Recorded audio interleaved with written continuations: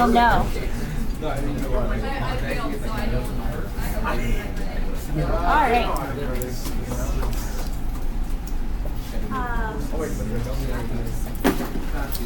Okay. So there are 3 theorems that you need to know for calculus.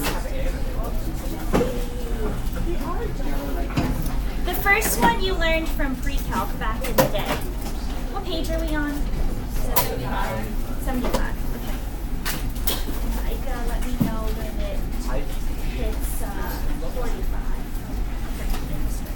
Okay. Yeah, IVT, intermediate value theorem.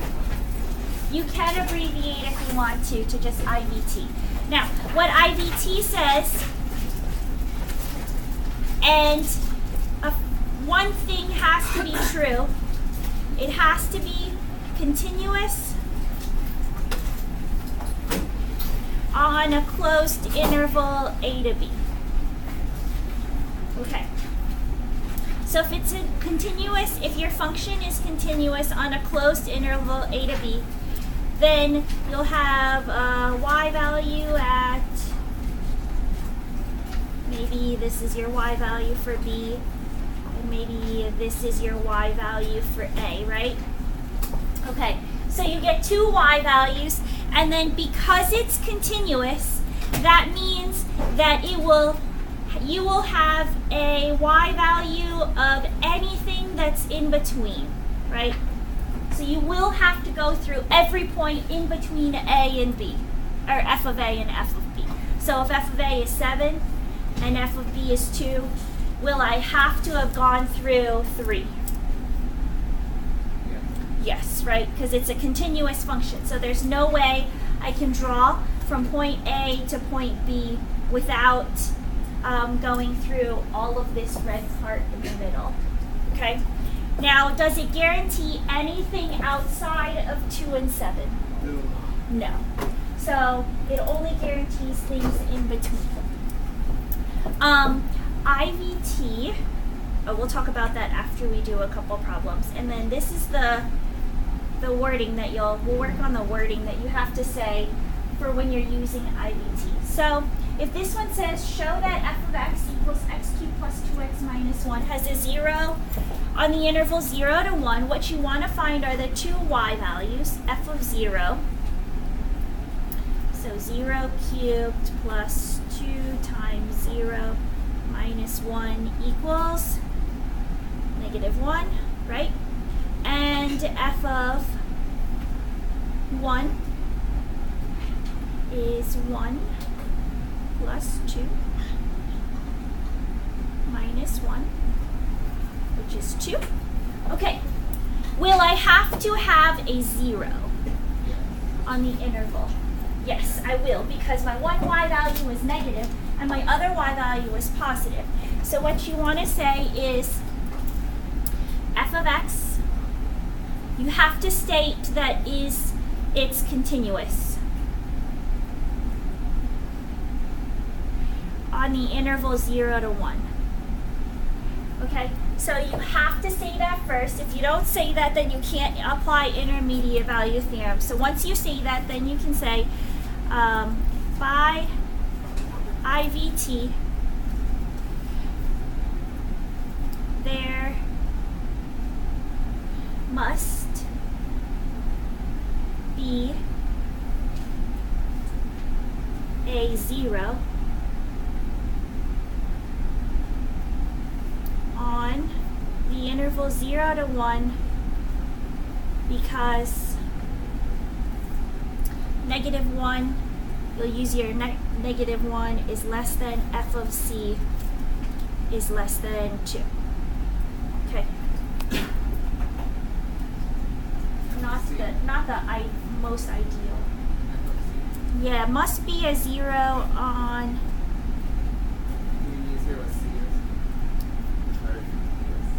0 x equals c. Let's say throw in x equals c on 0 to 1 because -1.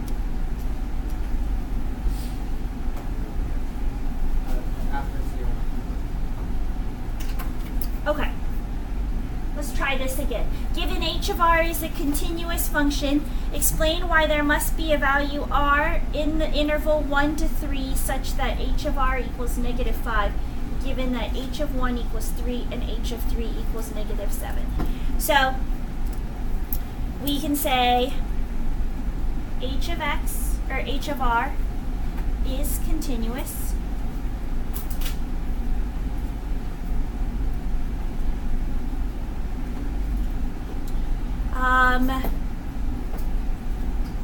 By IVT, there must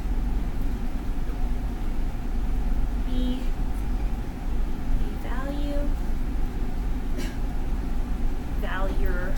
valuer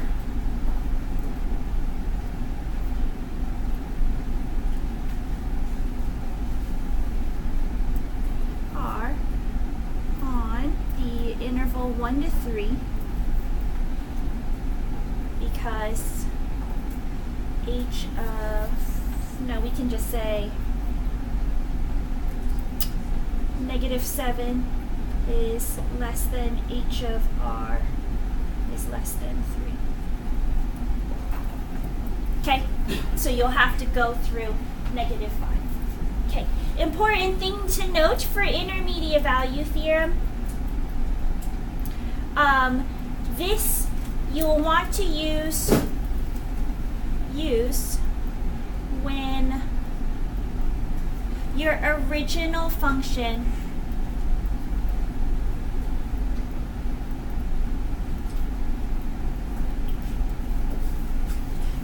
when you're trying to prove that your original function equals a certain value. Okay, so if you're trying to prove that your original function equals a certain value, you've got to use intermediate value theorem. Then we've got a different one called mean value theorem. Okay. So sometimes they mix the two and you have to figure out which one you should be using, intermediate value theorem or mean value theorem. Questions on intermediate value theorem. You worked with this last year, so you should be okay on that one. That one's not too bad. Okay, let's, question? All right, let's go to mean value theorem. So mean value theorem, MVT. Okay. Mean value theorem.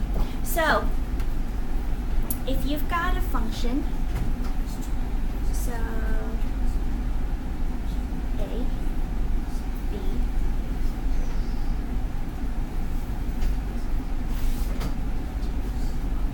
here's f of A, here's f of B.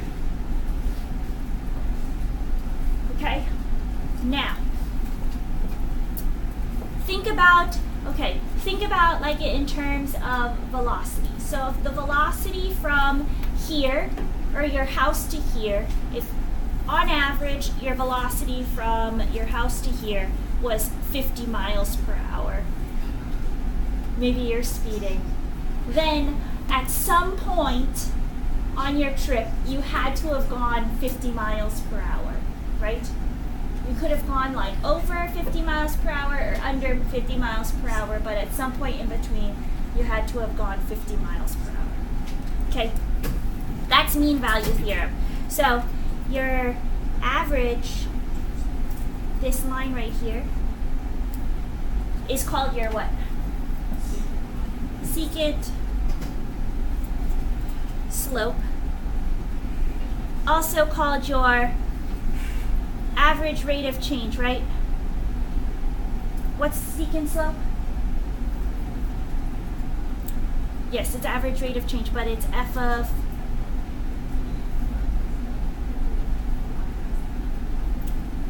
over b minus a, right?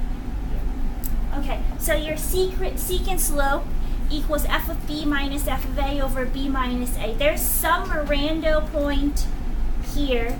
There could be more than one, but there definitely at least is one, some rando point C inside A and B where your secant slope and your tangent slope are parallel. So this line right here is tangent slope. And what's tangent slope at this point? What's the word for it? Not average rate of change. Instantaneous rate of change, right? Tangent slope or instantaneous rate of change, or F what? F prime, right? At what point? C. Okay. So mean value theorem says your tangent slope equals your secant slope at some point in the interval, or a lot of people remember instantaneous rate of change equals average rate of change, and some people remember f of b minus f of a over b minus a equals the derivative at some point c, and c is inside of the interval a to b. C exists in the interval a to b. Okay, that's mean value theorem. There's two things that have to be true for mean value theorem. One, it must be continuous, right? Just like intermediate value theorem, it's got to be continuous on the closed interval a to b, because I have to have a y value at a and a y value at b to find secant slope. Two, it has to be differentiable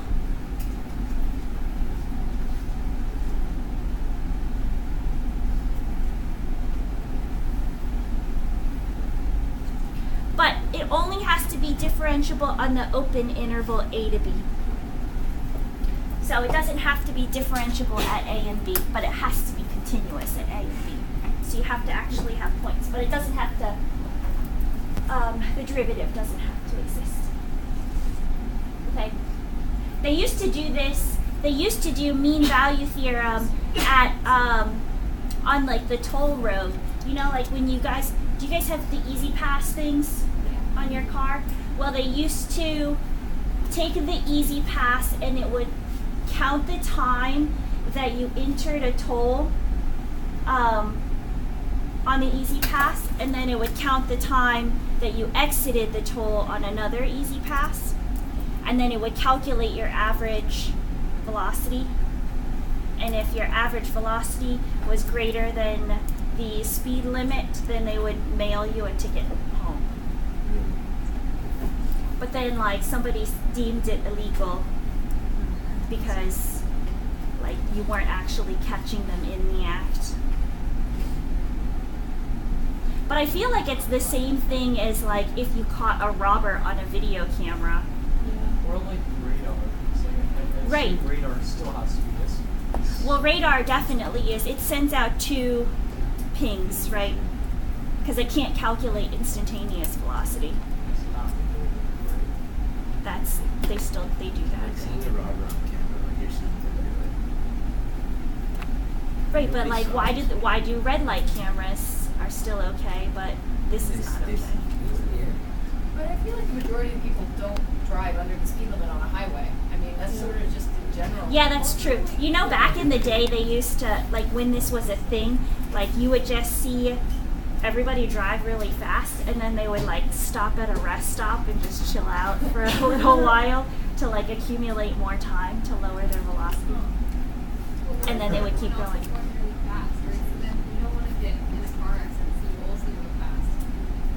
Yeah, you gotta ride the current traffic conditions. I'm with you. I speed too, but not too much. Just like 5 miles per hour over, maybe 8. What? 15 over? I feel like that's a little. My dad's philosophy: if you're not passing someone, you're not going to speed traffic. So. If you're not passing someone, you're not going to speed the traffic. Oh my gosh. doesn't matter. Many have unlimited range. No, I just read it. I just read it separately. My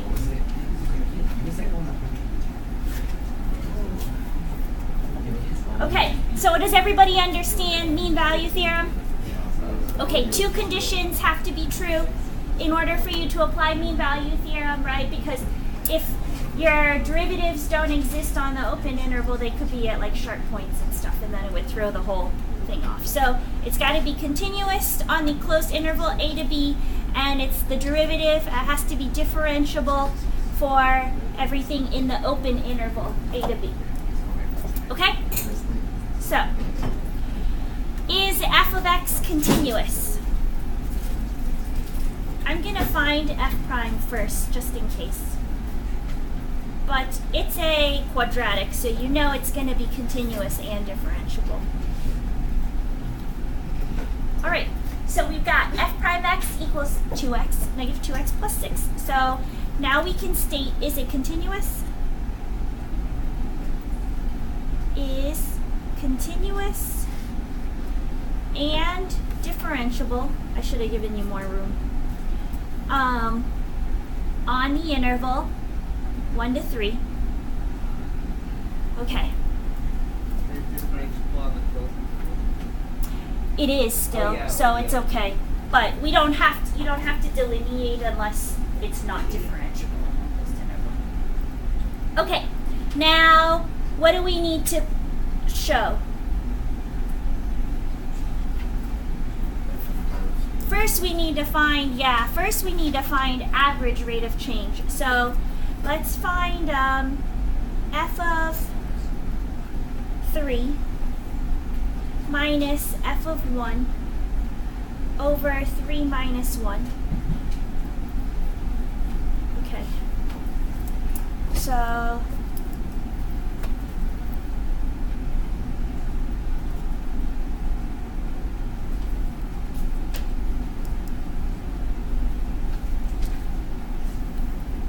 what do you get?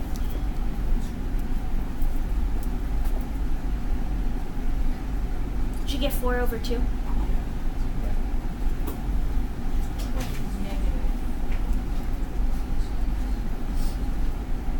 Yeah. So what do we have? We have negative 9 plus 18, which is positive 9. 9 minus 6 is 3.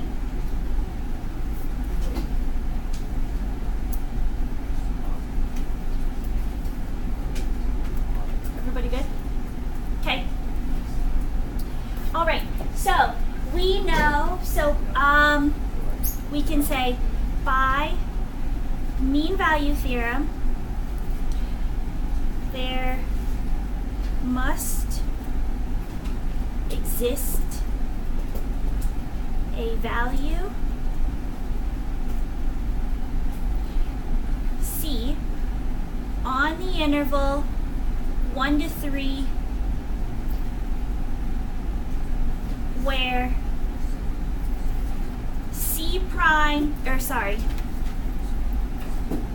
where the derivative at C equals what? 2, our average rate of change. Okay, and then sometimes it says find that value. So if you want to find that value, then you take negative 2 times C plus 6 and set it equal to 2, and then you solve for C.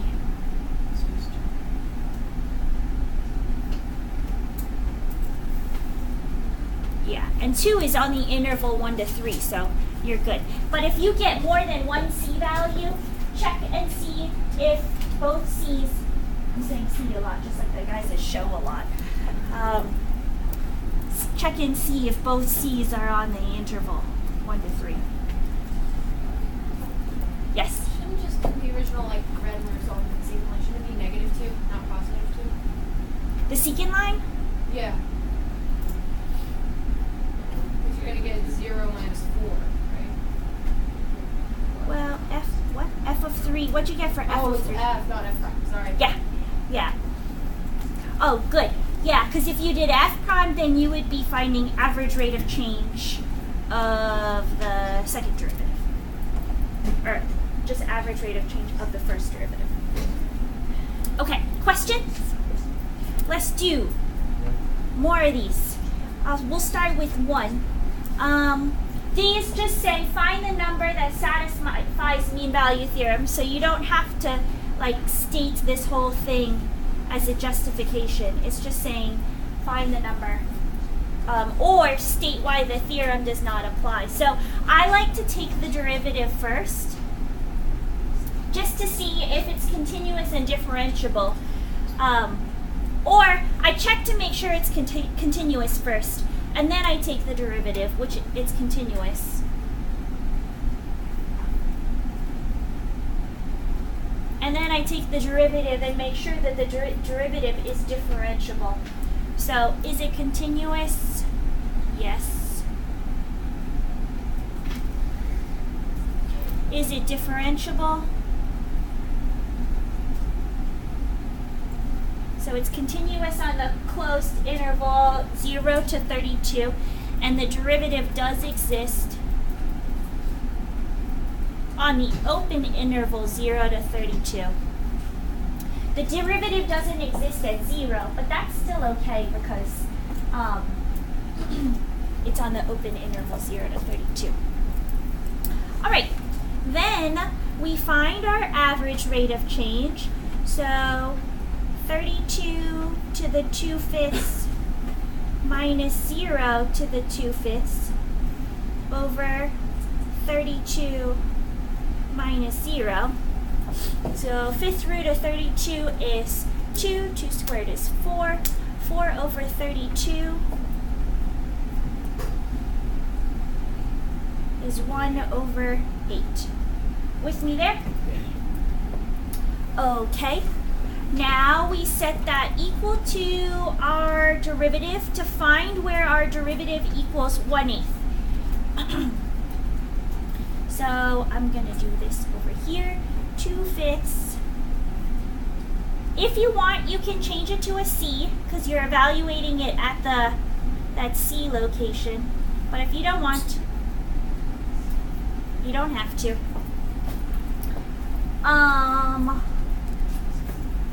Alright, so C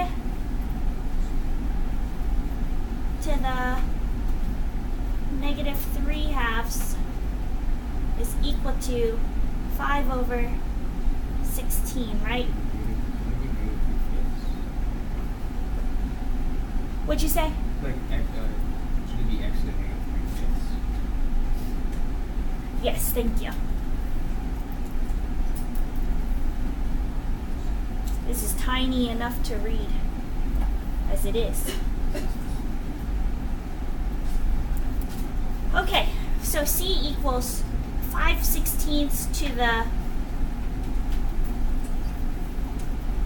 -5/3. That's fine if you want to leave it there. If you want, you can also make it 16/5 to the 5/3 and get rid of the negative, but it's whichever one, they're all okay.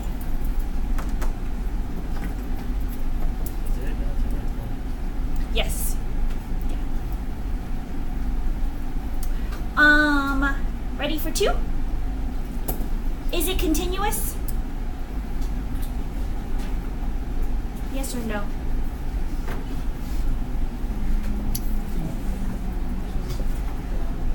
Yeah, where is it not continuous?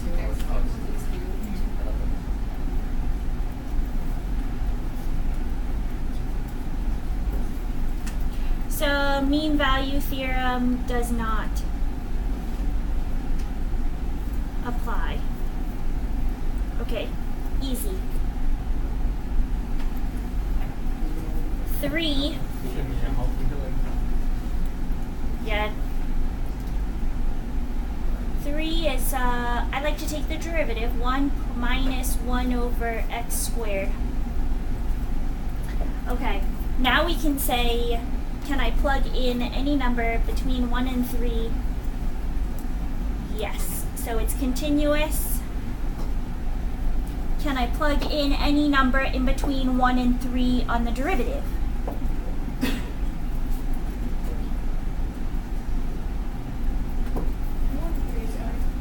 Yeah, I think it's okay. So it's continuous and differentiable over the whole interval 1 to 3.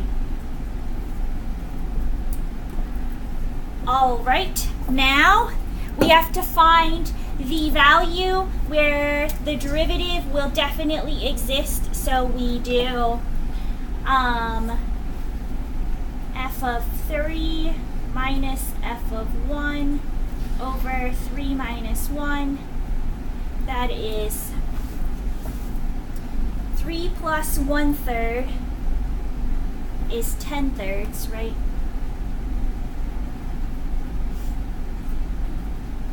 And then 1 plus 1 is 2, which is 6/3 over 2. 10 minus 6 is 4/3. 4/3 over 2 would be 2/3. Did I do my math right?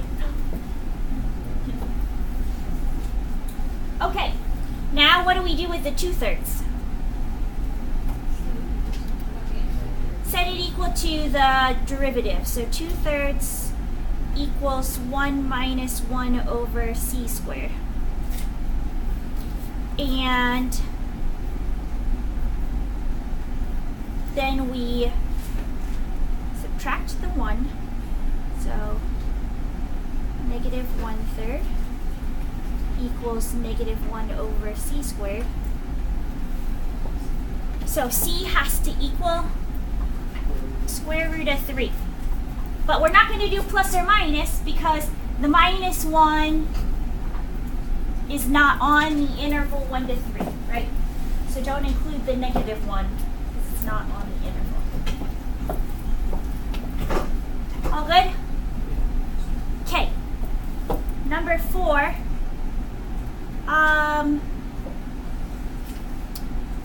Is it continuous? Yes. Let's take the derivative.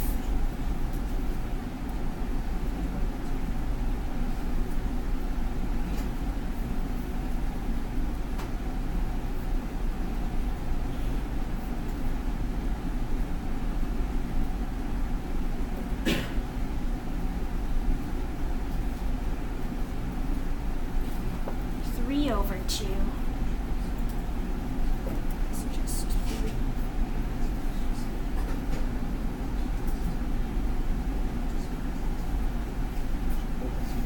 Wait, hold on.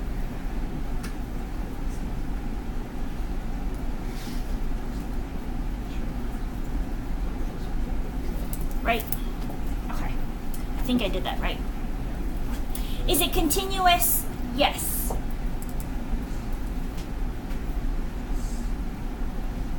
Because there exists a value for every number in between 1 and 9. Is it differentiable?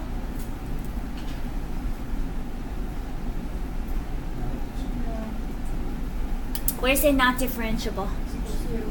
Not, yeah, differentiable at x equals 2. So mean value theorem does not apply. If you just wrote not differentiable at x That's equals fine too. Yeah. Yeah. If you skip the continuity, if you disprove any of the initial conditions that have to be met, then you don't have to state the other one. Okay. Now remember how I said that intermediate value theorem you use when you want to prove f of x equals a certain value? Then for mean value theorem, you use when you want to prove f prime, the derivative of your function, equals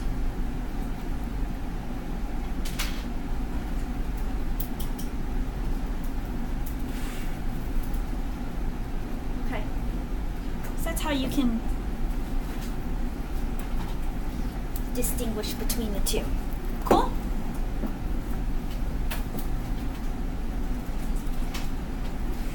Okay, now Rolle's came along, and he just rode along the coattails of mean value theorem.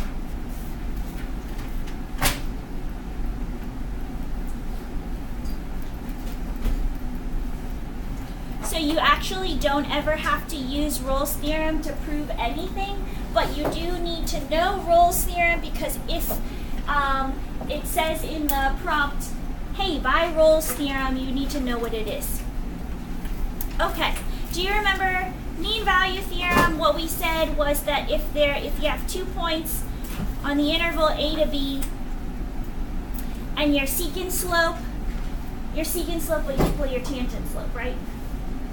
Okay, Rolle came along and said that f of a and f of b are the same. So if f of a and f of b are the same, then what's the slope of your secant line? Right? Your secant slope or your average rate of change equals 0, right? So f of b minus f of a over b minus a.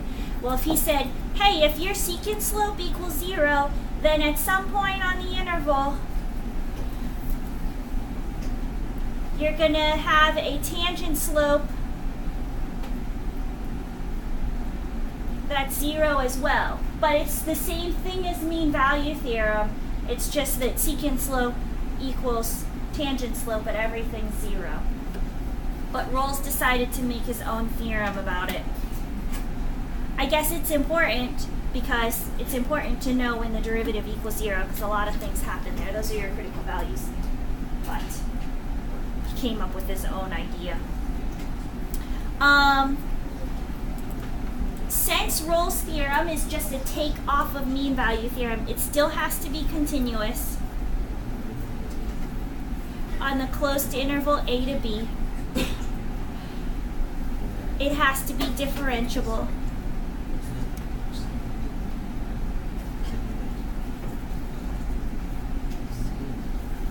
on the open interval a to b.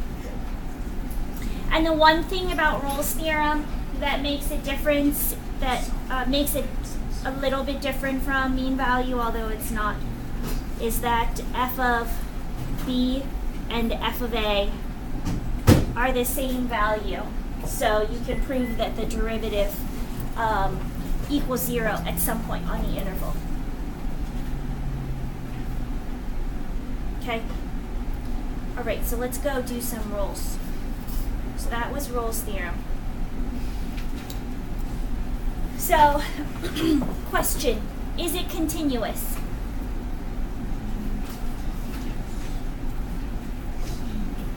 Good. Is it differentiable? It's a quadratic, so all quadratics are continuous and differentiable. Then,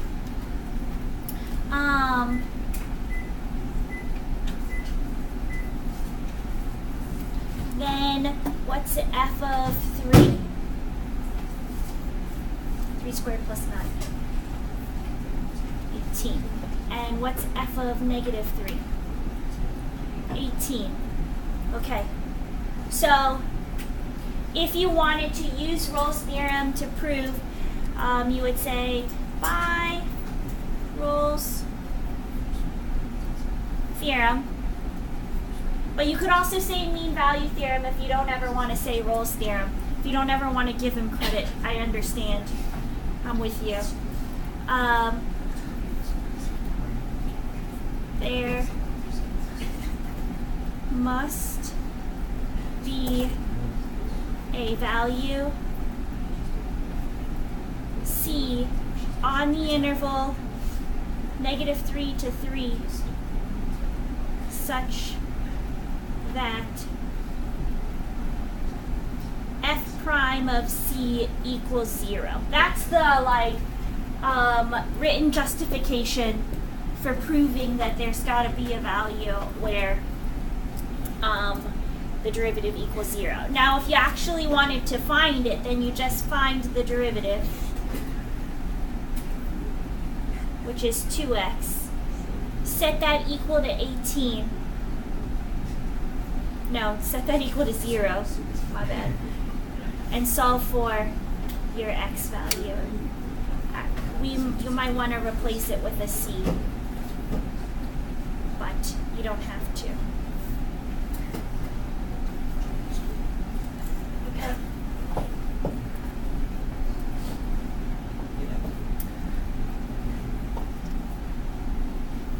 Okay, let's do number 2. Is it continuous and differentiable?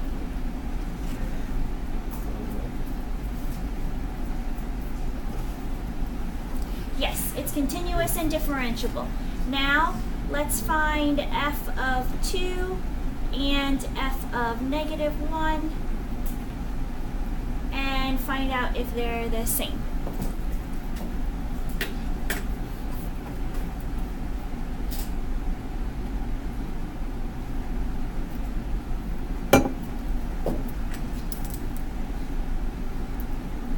What'd you get?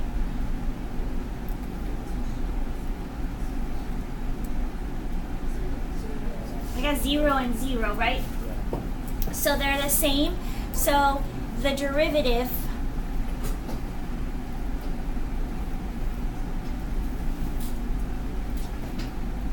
has to equal 0 at some point on the interval.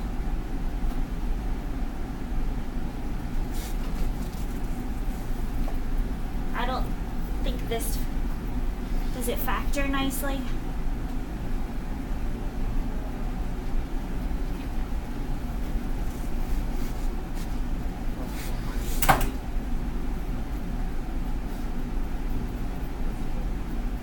I don't think it does. Okay, guess what, guys? Time for the quadratic formula. Your favorite. C equals -b plus or minus square root b squared minus 4ac all over 2a. What do we get?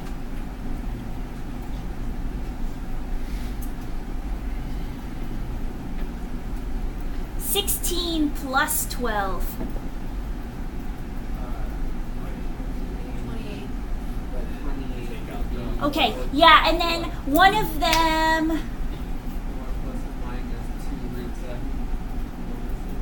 well, one of them are both of the solutions on the interval.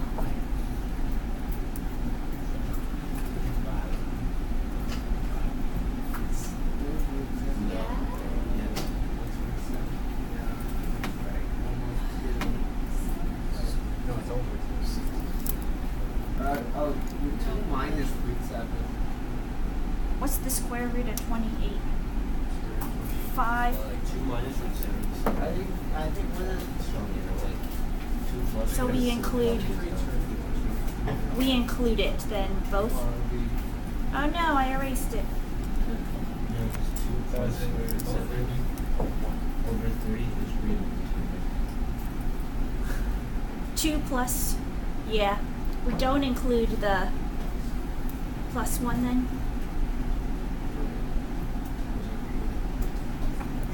Would that be like 5 over 6? Yeah, really nice. Because root 28 is like 5. I don't know. Somebody type it in, please. I don't have a calculator with me. Help me.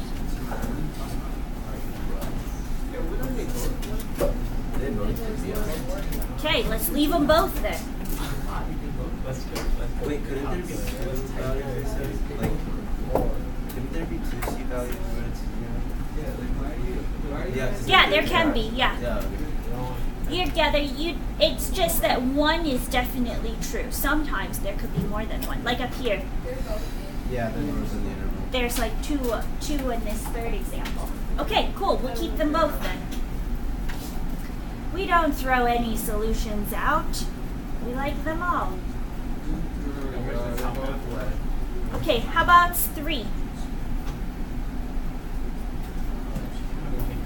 What do you think? No. What do you mean no? It is not continuous.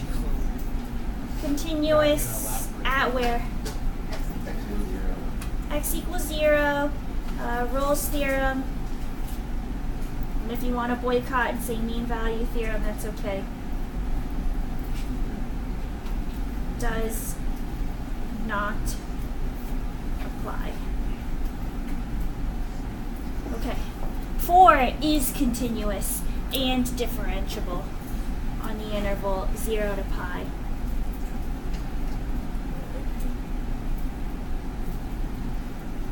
Okay. So f of pi, sine of pi is 0. F of 0 is 0. Okay, so now what we do is we set f prime, which is cosine, equal to 0. And that is 0 at pi over 2. And we don't include any other solutions because they're not in the interval.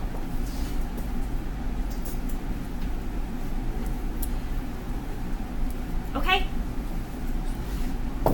Now, mean value theorem for integrals. So what this says is if you find the area under the curve, this is basically average value, but sometimes they have it written like this, so that's why I want to go over it. If you have the area under the curve from A to B, it's going to equal, there's some value C. This value is called the average value. Okay, where if you multiply it times B minus A, which is the width of your interval, then it will equal the area under the curve of this. So you more likely see this as 1 over B minus A. We talked about this. Integral A to B of f of x dx. Right? Do you remember that that's the average value formula? Why is what? Why does this give us as a mean value here? Why is it separate? Yeah. Because you're integrating. So that, So this is the average value. So think about it in terms of like the area under the curve here. Like think of this as like a tank of water and it's like sloshing around, right? And then as if you stop sloshing it, then the water levels out to this one C value, or f of C.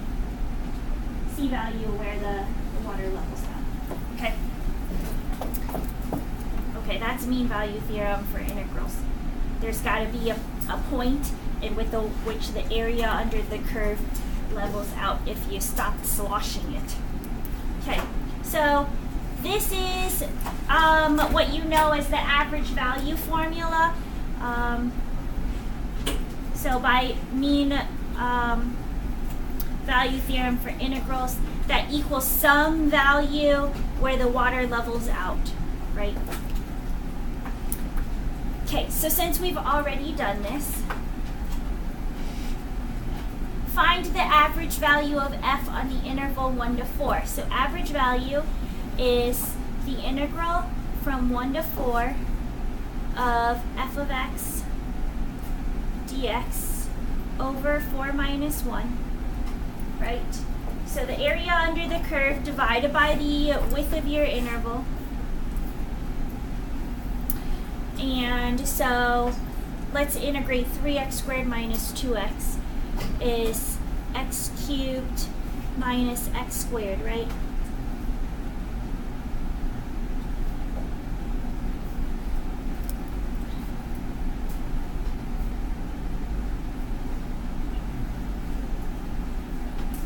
So what does that equal?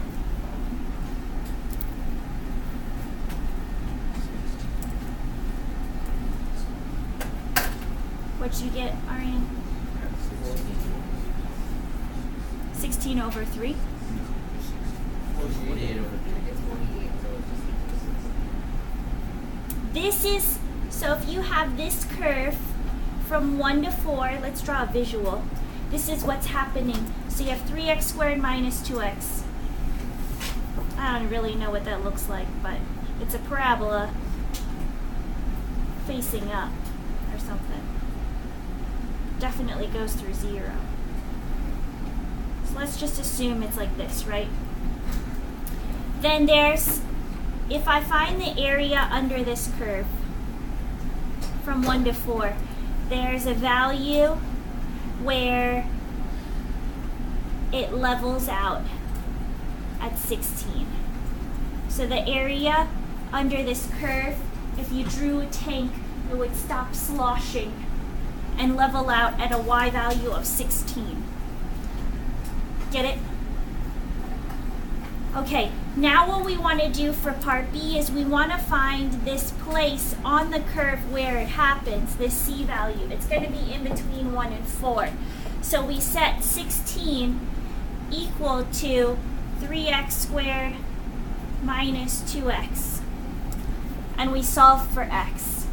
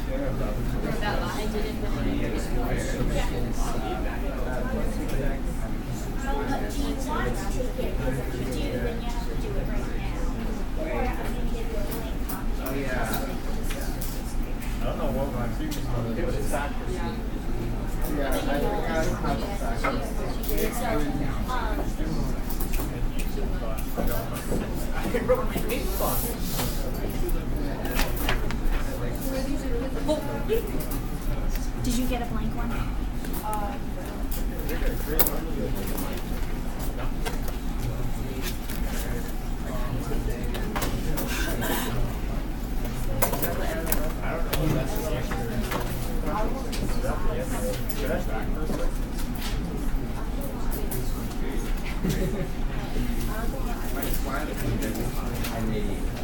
Okay.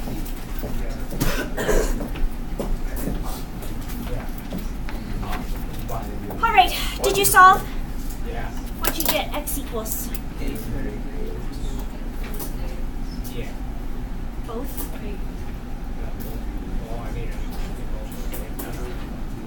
And what? Negative.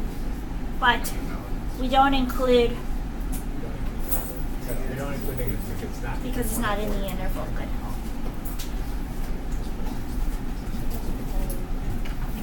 Okay, let's talk about just units for this. So CFT represents the daily cost for air conditioning in your house in dollars per day. So CFT is in dollars per day. So when I integrate from 0 to 90 of CFT, what do I get? The amount of dollars from t equals 0 to t equals 90, right? So you want to say the width of your interval. Maybe we should say the amount of the cost of the air conditioning, but that's okay. For part B, then when we divide the amount of dollars by the interval, what do we have? The average amount, or average, let's go cost in dollars per day of the AC from, still have to say the interval, because that's important to still say the interval. Okay, all good?